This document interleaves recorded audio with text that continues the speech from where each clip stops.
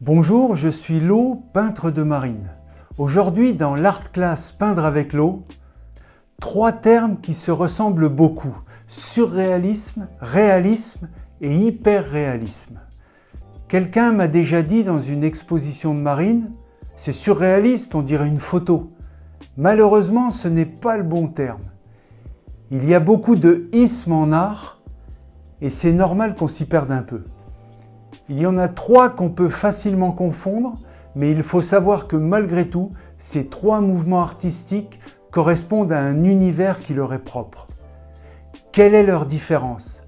Comment les différencier? C'est ce que nous allons voir aujourd'hui.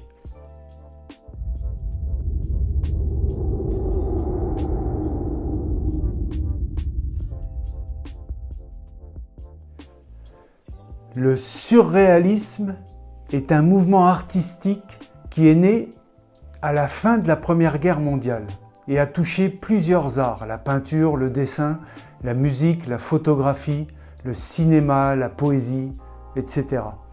Pour schématiser ce mouvement, on pourrait dire qu'il représente toutes les forces psychiques libérées du contrôle de la raison. André Breton l'a défini comme un automatisme psychique pur. Le surréalisme repose sur la conviction qu'il existe une réalité supérieure dans certaines formes d'association, comme entre autres la toute-puissance du rêve, du subconscient et du jeu désintéressé de la pensée rationnelle.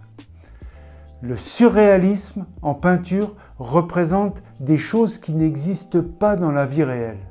C'est un monde imaginaire, insolite, qui semble sorti d'un rêve, d'un cauchemar, avec des éléments symboliques que seul l'artiste peut comprendre. Deux peintres qui sont reconnus pour leur surréalisme que j'apprécie particulièrement, René Magritte et Salvador Dali. Il y en a d'autres évidemment, mais ce sont deux peintres qui ont leur propre univers symbolique. Le réalisme est un autre mouvement artistique, plus ancien que le surréalisme. Il est apparu en France et en Grande-Bretagne au milieu du XIXe siècle.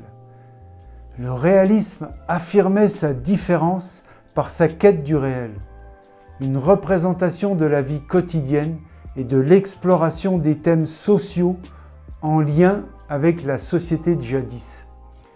Le réalisme n'est pas une tentative d'imitation du réel et ne se limite pas à la peinture.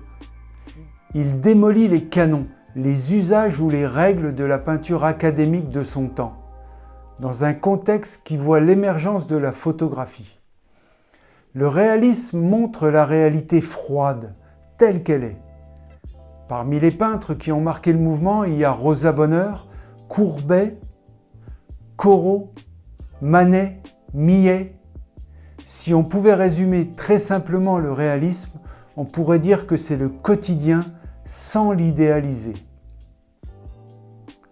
L'hyperréalisme est quant à lui un mouvement artistique du dernier quart du XXe siècle, qui consiste à s'inspirer fortement d'une image en peinture ou en sculpture, au point que le spectateur se demande s'il s'agit d'une photo ou d'une peinture. La première exposition en Europe a lieu à la Galerie des Quatre Mouvements à Paris en 1972. Le terme a été inventé en 1973 et englobe les artistes influencés par le photoréalisme. Une photographie qui ne devait pas être source d'émotion, mais représenter le réel du quotidien, la réalité froide. Les peintres hyperréalistes recherchent la neutralité. Ils n'ont pas le but de dénoncer quoi que ce soit. Ils montrent le monde de manière objective. Le précurseur de l'hyperréalisme, c'est Norman Rockwell, un illustrateur américain qui m'a toujours fasciné. Tous les peintres qui recherchent la réalité visuelle au point de la confondre avec la photographie sont des artistes hyperréalistes. Pour ma part, ma peinture marine n'est vraiment pas surréaliste. Il n'y a rien d'insolite. Elle n'est pas née d'un rêve ou d'une imagerie tirée du subconscient. Elle est à cheval sur le réalisme et l'hyperréalisme. Le réalisme pour l'imitation du réel, l'hyperréalisme pour les rendus très près de la photographie. Il est parfois difficile de se classer dans un mouvement précis. Mais étant donné que le sujet d'aujourd'hui sont les 3 ismes qu'on peut facilement confondre, je suis forcé de constater que je me classe plus dans l'hyperréalisme. En conclusion, on pourrait facilement se tromper en pensant que le surréalisme est au-dessus de la réalité, c'est-à-dire plus réaliste que le réalisme, à cause du préfixe « sur ». Alors que ce qui est plus réaliste que le réalisme, c'est l'hyperréalisme. Il y a beaucoup de ismes en art, c'est normal de ne pas tous les connaître. Il faut juste se pencher de près sur le sujet pour bien tous les comprendre.